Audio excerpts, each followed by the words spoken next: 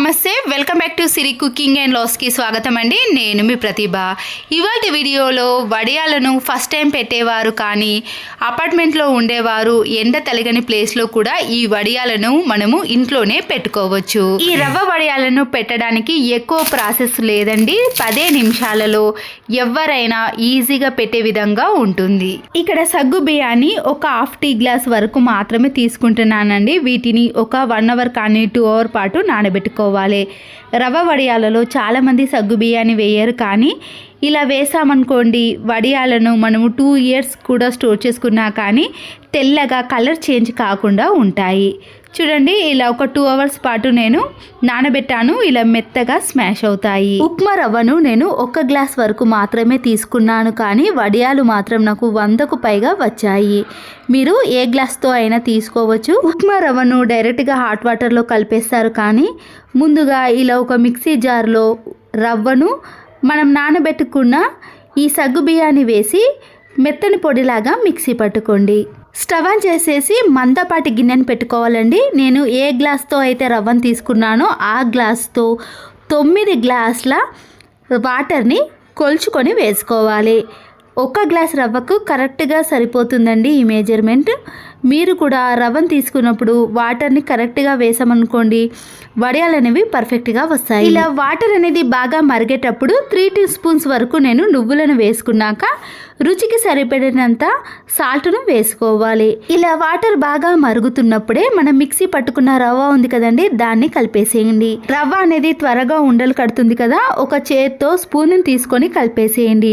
ఇక్కడ నేను వీడియో తీస్తున్నాను కాబట్టి నాకు ఆ అవకాశం లేదండి.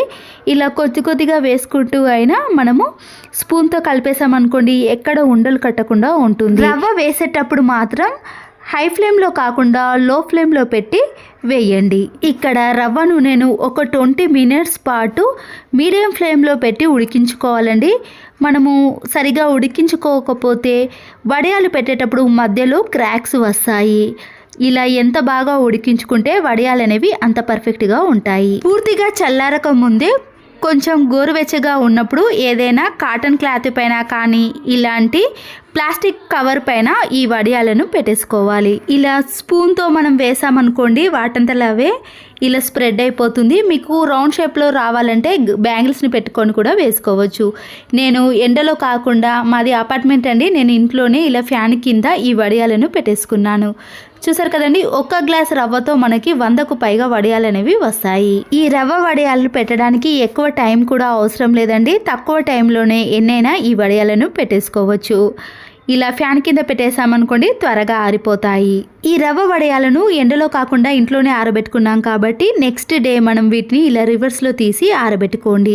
ఇవి లోపల ఇంకా పచ్చిగానే ఉంటాయండి.